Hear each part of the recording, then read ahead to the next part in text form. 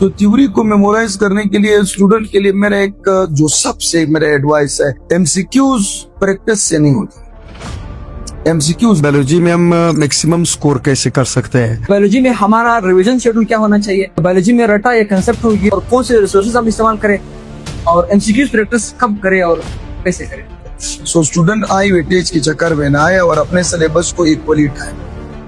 उसमें 81/81 आसान है, इतना बड़ा मुश्किल है। अस्सलाम वालेकुम स्टूडेंट्स। तो आज मैं आपको मिलाने वाला हूँ हमारे बायोलॉजी के प्रोफेसर बारिश साहब के साथ, जो पिछले 15 साल से हंड्रेड्स ऑफ स्टूडेंट को मुख्तलिफ मेडिकल कॉलेजेस में सिलेक्ट करवा चुके हैं और मैं खुद सर का स्टूडेंट हूँ। तो इस वीडियो में हम सर से बायोलॉजी के बारे से क्वेश्चन पूछने वाले हैं कि how to score 81/81 in biology, और इसी के साथ साथ हम कुछ मिसकंसेप्शंस को भी क्लियर करेंगे। तो आपने वीडियो को लास्ट तक देखना है। तो चलो शुरू करते हैं, और वीडियो के लास्ट में आपको एक स्पेशल सरप्राइज भी देने वाला हूँ। तो सर अस्सलाम वालेकुम सर। वालेकुम सलाम।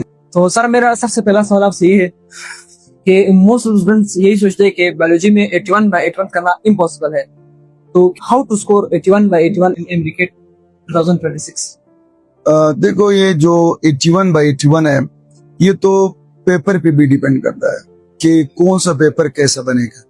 अगर पेपर आपका बन रहा है कोर्स के अंदर से, कोई ऐसे सवाल नहीं है जो बहुत ज्यादा टफ है या सिलेबस से आउट है, तो कोर्स के अंदर जो क्वेश्चन आते हैं, सिलेबस के अंदर जो क्वेश्चन होते हैं, उसमें 81/81 आसान है, इतना बड़ा मुश्किल है। उसके अंदर उसके लिए आपको एमसीक्यूज के कुछ रूल्स होते हैं, आपके कंटेंट कितना मजबूत है। सबसे बड़ा मेजर चीज ये है कि आपकी नॉलेज मजबूत हो, और उसके बाद आपका क्वेश्चन अंडरस्टैंडिंग पावर कितना है, आप उस क्वेश्चन को कितना समझ पा रहे हो। तो तीसरी चीज आपका नर्वसनेस है, आप अगर रिलैक्स हो तो आप बेहतर स्कोर कर सकते। तो सर हमारा सेकंड क्वेश्चन ये है कि मोस्ट ऑफ स्टूडेंट ये क्वेश्चन पूछते हैं कि बायोलॉजी में हमारा रिवीजन शेड्यूल क्या होना चाहिए, और बायोलॉजी में रटा या कंसेप्ट हो ये हो, और कौन से रिसोर्सेज हम इस्तेमाल करें, और एमसीक्यूज प्रैक्टिस कब करें और कैसे करें। देखो, बायो स्पेशली बायो के हवाले से मैं एक बात बता दूं, बायो में सबसे ज्यादा स्कोर करने के लिए हमें चाहिए मैक्सिमम रिवीजन, क्योंकि जिस टाइम बायो के क्वेश्चन होते हैं वो कोई न्यूमेरिकल टाइप नहीं है कि आपने इसको प्रूव करना है, प्रैक्टिस करना है। इस तरह बायो सारा रिकॉल क्वेश्चन है। वो जब क्वेश्चन आता है, आपकी मेमोरी उसको रिकॉल करेगी। सो मेमोरी रिकॉल करने के लिए, उसको लॉन्ग टर्म बनाने के लिए हमें मैक्सिमम रिवीजन चाहिए। ये तो बायो के लिए प्रैक्टिस जरूरी नहीं है, मैक्सिमम रिवीजन चाहिए। अब मैं अपना बता दूं, मुझसे एमसीक्यूज किसी हद तक गलत नहीं होते, हालांकि मैंने कोई प्रैक्टिस नहीं की। लोग कहते 3000 प्रैक्टिस करो, अगर प्रैक्टिस से होता तो मेरा एक भी सही ना होता। सो एमसीक्यूज प्रैक्टिस के हक में मैं इस तरह ना हूं, मैं इस हक में हूं स्टूडेंट अपने रिवीजन को ज्यादा टाइम दे, रिवीजन स्ट्रेटेजी बना दे कि मैंने सुबह से लेके शाम तक नई चीजें पढ़नी है। हर शाम को मैंने पुराना रिवाइज करना है। रिवीजन के लिए टारगेट रखे, शाम के वक्त कोई नई चीज ना पढ़े, क्योंकि नई चीज मेमोराइज नहीं होती। दिन को मगरिब तक नई चीजें पढ़े, मगरिब के बाद शाम तक रोजाना रिवीजन करे। अगर किसी स्टूडेंट को ज्यादा ये चीज है कि मैंने प्रैक्टिस भी करनी है, तो वो शाम को कोई अपने स्टडी का 20% टाइम प्रैक्टिस को दे, 80% में ये चीजें पढ़े और रिवीजन करे। क्योंकि जब रिवीजन जितनी ज्यादा होती है, क्वेश्चन वो नॉलेज लॉन्ग टर्म मेमोरीज बनती है, और उस वक्त जब आपके पास कोई क्वेश्चन आता है तो वो रिकॉल पावर ज्यादा होती है। सो इसलिए रिवीजन मैक्सिमम करे, और स्ट्रेटेजी ये बना दे कि शाम के वक्त करे, सुबह को नई चीजें पढ़े, शाम को रोज रिवाइज करें। और प्रैक्टिस की बात रही, प्रैक्टिस उस वक्त करे कि जब आखिरी 10 दिन रहते हो, तो उसमें वो एमसीक्यूज कर, लेकिन वैसे मतलब एमसीक्यू इंडिकेट प्रिपरेशन के दौरान वो 20% टाइम एमसीक्यूज को दे दे, पर 80% टाइम वो रिवीजन। अगला आपका एक पॉइंट था कि हम रिसोर्सेज, तो बहुत वायरल चल रहा है ये रिसोर्स, बेस्ट रिसोर्स हमारी बुक है। अगर आप जो भी पेपर देखेंगे तो उसके अंदर आपको तकरीबन 80 में से 70 क्वेश्चन बुक स्टेटमेंट। अगर मेरे 70% बुक स्टेटमेंट है, मैं इसको सही करूं तो मेरे 80 में से 81 में से मेरे 70 क्वेश्चन तो हो गए इधर। और बाकी जो रटा बेस्ड क्वेश्चन है वो भी बुक से है। हमारे पास डेट आते हैं, साइंटिस्ट आते हैं, वो सारे बुक से उठाते हैं। तो हमारा मैक्सिमम जो मैं खुद अपने स्टूडेंट को रिकमेंड करता हूँ कि आप अपने बुक्स को ज्यादा बाकी रिसोर्सेज या AI का इस्तेमाल कर रहा है, या जो स्टूडेंट मतलब मोबाइल का इस्तेमाल कर रहा है, ऑनलाइन टेस्ट है, ऑनलाइन प्रैक्टिस है, इस चीज के मैं ज्यादा हक में नहीं, क्योंकि जब आपका मैक्सिमम 90% आपका पेपर बुक से बन रहा है, तो मैं कहता हूँ बुक को एज अ बेस्ट रिसोर्स। अब एक स्टूडेंट के सामने मैं बुक नहीं रखूंगा, मैं उसे कहूंगा दुनिया का AI भी इस्तेमाल करे, बाकी नेट को भी इस्तेमाल करे, वीडियो से भी पढ़े, लेकिन बुक ना पढ़े, वो स्टूडेंट कभी भी स्कोर नहीं।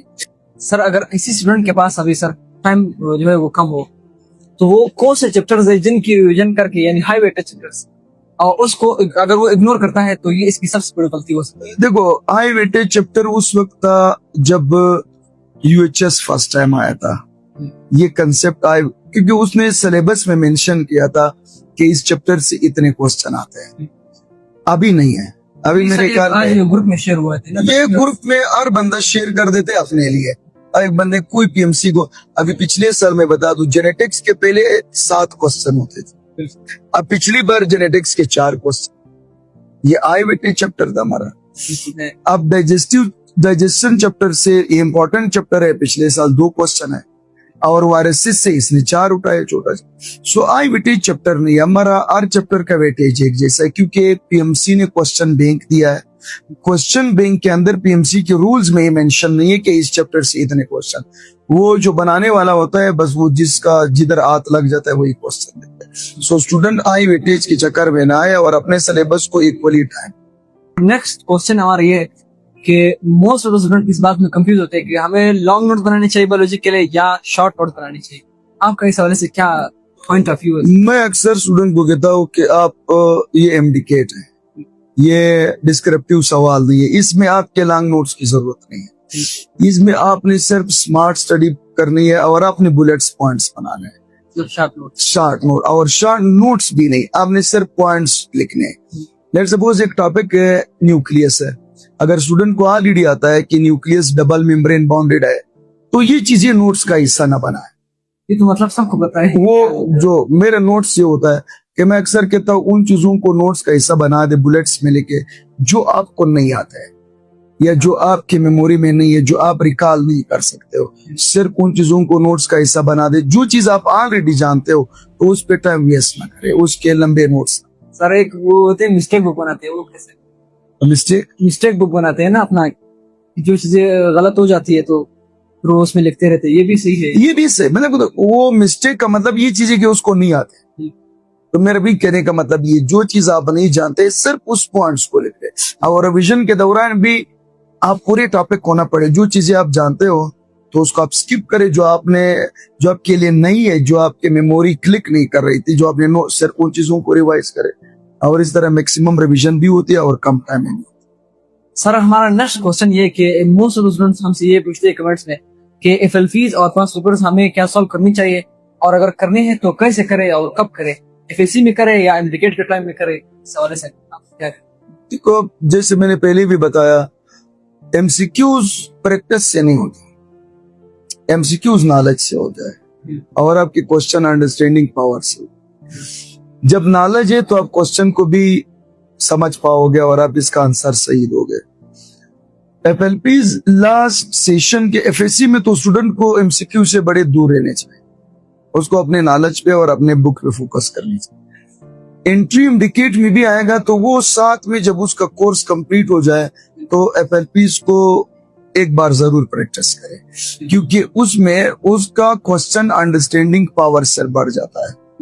और पास्ट पेपर तो लाजमी है, वो तो 100% एमडीकेट वालों, FSC वालों ने मतलब MCQs बात नहीं लगा, वो अपने कोर्स को कम, जब उसका नॉलेज सही होगा तो MCQs। मैंने आपको एक पहले मिसाल दी, अब मैंने अपनी जिंदगी में 2000 MCQs बुक नहीं देखा है, मैंने 2000 MCQs का प्रैक्टिस नहीं किया है, और हमसे क्वेश्चन वो रहे, मैं नहीं फिजिक्स पढ़ा रहे, वो फिजिक्स का टीचर भी वो MCQs हल कर सकता है, केमिस्ट्री का टीचर भी वो MCQs हल कर सकता है। स्टूडेंट उसमें कंफ्यूज होते हैं, स्टूडेंट ने 3-4 हजार MCQs की बुक उठाई है, फिर भी वो एक क्वेश्चन में फंस जाता है। जब वो टीचर केमिस्ट्री का, वो फिजिक्स का, वो बायो का, वो इंग्लिश, वो MCQs कर लेता है, हालांकि उसने कोई प्रैक्टिस नहीं किया है। मतलब बात है नॉलेज है तो MCQs होता है। तो जो पास पेपर है वो सिर्फ इसलिए जरूरी है क्योंकि स्टूडेंट्स को आइडिया हो जाता है कि मेरा एमसीक्यूज आता कैसे है, जस्ट एक आइडिया के लिए, इसलिए नहीं कि यही एमसीक्यूज इसके रिपीट हो। अभी सर ये गेस्ट पेपर बहुत शेयर हो रहा है, आपका क्या ख्याल है? गेस्ट पेपर ये मैंने कह दिया तो दुनिया हर चीज कर लेती है। गेस्ट पेपर को कोई नहीं बना सकता, किसको क्या पता है पीएमसी ने कौन से क्वेश्चन दिए हैं। सो गेस्ट पेपर में एमसीक्यूज वही है, वर्डिंग बदलते रहते हैं। मतलब एक स्टेटमेंट है, किसी ने एक चीज दी है, कोई कहते हैं स्टार्च को कौन सा एंजाइम डाइजेस्ट करता है, कोई कहते हैं अमाइलेज क्या डाइजेस्ट करे, दोनों तो एक हो गए। दोनों मतलब सिर्फ स्टेटमेंट बदलते हैं। सो इसका मतलब ये नहीं है, उससे अच्छा है स्टूडेंट को ये गेस्ट पेपर ये चीजें एफएलपी कुछ दे दे, ये पेपर भी हल करे, कोई मसला नहीं है क्योंकि स्टूडेंट्स को आइडिया हो जाएगा। नहीं सर वो मतलब लेकिन इस तरह ना करे कि ये क्वेश्चन आ सकता, ये कोई नहीं बता सकता कि क्वेश्चन आ सकता, ये सारा स्टार्ट हो सकता है। जो है। लास्ट क्वेश्चन ये है कि लास्ट 60 सेकंड में आप स्टूडेंट को क्या गोल्डन एडवाइस देंगे बायोलॉजी के लिए? बायो के लिए तो मैं जो भी स्टूडेंट है जहाँ के भी जिधर भी पढ़ रहे, चाहे वो ट्यूशंस में, वो कॉलेजेस में, वो सेल्फ कर रहे, घर पे पढ़ रहे, उसके लिए मेरा बेस्ट एडवाइस ये कि वो शुरू में एक बुक को पढ़े। मल्टीपल रिसोर्सेज वो मतलब ना अपनाए, एक बुक को पढ़ ले, जब उसका एक बुक फुल रटा हो जाए फिर वो दूसरे बुक की तरफ चले जाए। एक चीज है दूसरी, बायोलॉजी एक ऐसा सब्जेक्ट है जो टोटल थ्योरेटिकल है, और थ्योरी में कुछ ऐसी चीजें जो डायग्रामेटिक हम समझा सकते हैं, टोटल थ्योरी है, और थ्योरी मेमोराइज करना ये बड़ा टफ होता है is compare to other subject. So theory को मेमोराइज करने के लिए स्टूडेंट के लिए मेरा एक जो सबसे मेरा एडवाइस है कि आप बायो को टाइम कम दोगे या ज्यादा दोगे, वो स्टूडेंट की कैपेसिटी पे डिपेंड करता है।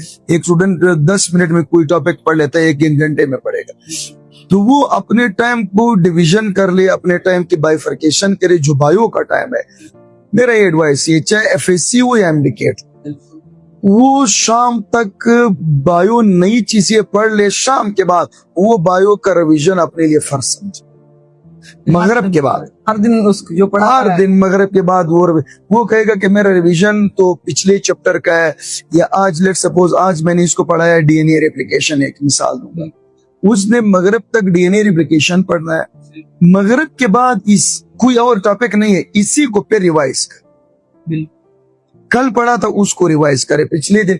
मतलब बायो के स्टूडेंट्स के लिए मैं कहूंगा कि अगर आपने क्वेश्चन को एमडीकेट को या वैसे आपने बोर्ड एग्जाम में अच्छे स्कोर करने, तो बायो के लिए रिवीजन बहुत जरूरी है, क्योंकि थ्योरी है और थ्योरी बंदा लफ्ज बाय लफ्ज मेमोराइज नहीं कर सकता, उसके लिए मेमोराइजेशन का एक ही तरीका है, मैक्सिमम रिवीजन। सो बायो में अक्सर स्टूडेंट को कहता हूँ कि आप मैक्सिमम रिवीजन। ये कुछ लोग कहते हैं अपने नोट्स बनाते हैं, नोट्स पे टाइम जाया ना, ये लॉन्ग नोट्स वो बना नोट्स, क्योंकि नोट्स बुक ऑलरेडी नोट्स है। So thank you so much. Thank you sir. And second thing, हमारे शॉर्ट नोट्स पे अनाउंस हो चुके हैं बायोलॉजी के लिए, जो मैंने खुद बनाए हैं, इस पे 3 महीने मैंने लगा के, वो आपको क्लास 11 और 12 बायोलॉजी दोनों सिर्फ 199 रुपीज में। कि मेरा जो स्टूडेंट्स हमसे पढ़ के हमारे लेक्चर्स देखकर वो उसका सिलेक्शन अगर हो जाए इंडिकेट में, तो उसको मेरी तरफ से जो है एमबीबीएस के बुक्स और इसको गिफ्ट मेरी तरफ से मिलेंगे इंशाल्लाह। तो आपको वीडियो पसंद आई है तो आप हमारे चैनल को लाइक करें, सब्सक्राइब करें, जरूर करें सब्सक्राइब स्टूडेंट्स, ताकि जो आगे आने वाले जो बेहतरीन वीडियोस में लेकर आ रहा हूँ आप तक पहुंच सके।